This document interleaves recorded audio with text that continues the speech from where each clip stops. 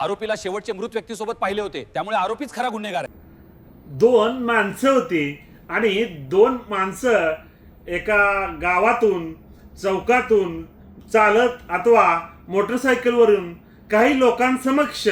गावाच्या बाहेर गेले आणि बाहेर गेल्यानंतर काही वेळानंतर त्या दोघांपैकी एक व्यक्ती जर परत गावात एकटाच आला आणि ज्या लोकांनी त्याला जाताना पाहिलं किंवा ज्या लोकांनी जाताना पाहिलं आणि येताना वेगळ्या लोकांनी पाहिलं त्या एकटा माघारी आला आणि सोबतचा दुसरा व्यक्ती जो आहे त्याचा दुसऱ्या दिवशी मर्डर झाल्याबाबतचा निरोप कळाला. मग त्या जाताना